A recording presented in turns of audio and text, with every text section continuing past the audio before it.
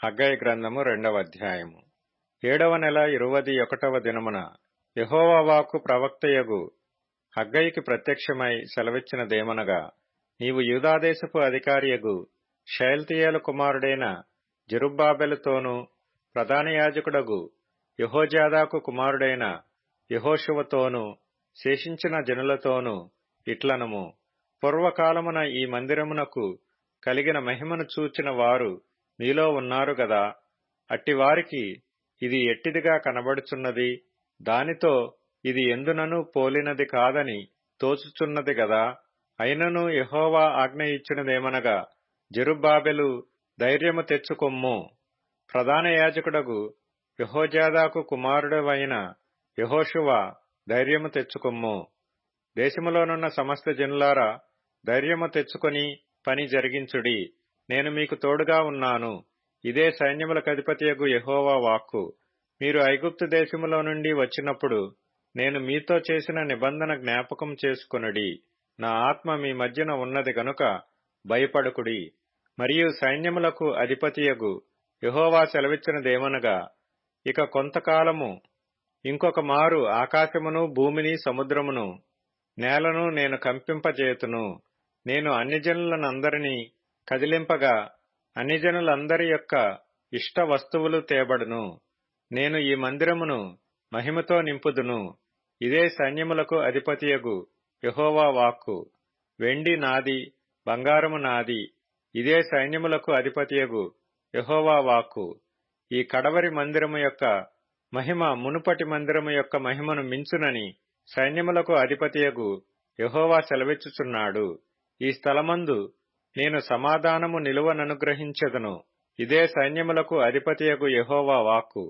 మరియు దర్యావేషు ఏలుబడియందు 2వ సంవత్సరము 9వ నెల 24వ దినమున యెహోవా వాక్కు ప్రవక్తయగు హగ్గయికి ప్రత్యక్షమై సెలవిచ్చినదేమనగా, సైన్యములకు అధిపతియగు యెహోవా ఈలాగున ఆజ్ఞ ఇచ్చుచున్నాడు. యాజకుల యొద్ద ధర్మశాస్త్ర విచారణ చేయుము. ఒకడు ప్రతిష్ఠితమైన మాంసమును తన వస్త్రపు చెంగున కట్టుకొని తన చెంగుతో రొట్టెనైనను వంటకమునైనను ద్రాక్షారసమునైనను తైలమునైనను మరి ఏ విధమగు భోజన పదార్థమునైనను ముట్టిన ఎడల ఆ ముట్టినది ప్రతిష్ఠితమగునా అని యాజకులనడుగగా వారు కాదనిరి.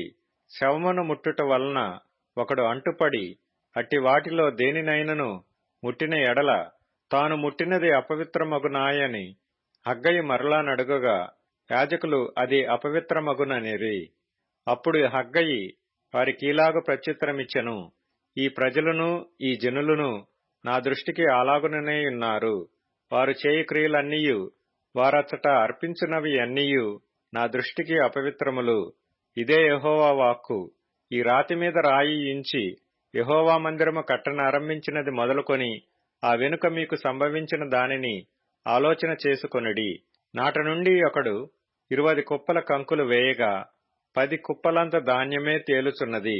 తీసుకొనవలనని 50 కొలల తొట్టి యొద్దకు ఒకడు రాగా 20 కొలలు మాత్రమే దొరుకును.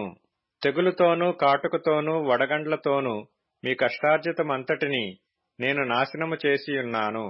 అయినను మీలో ఒకడును తిరిగి నా యొద్దకు రాలేదు. ఇదే యెహోవా వాక్కు. మీరు ఆలోచించుకొనుడి. ఇంతకు ముందుగా 9వ నెల 24వ దినము నుండి అనగా యెహోవా మందిరపు పునాది వేసిన నాటి నుండి మీకు సంభవించిన దానిని ఆలోచించుకొనుడి. కొట్లలో ధాన్యమున్నదా? ద్రాక్ష చెట్లైనను అంజూరపు చెట్లైనను దానిమ్మ చెట్లైనను ఒలీవ చెట్లైనను ఫలించకపోయెను గదా. అయితే ఇది మొదలుకొని నేను మిమ్మును ఆశీర్వదించెదను.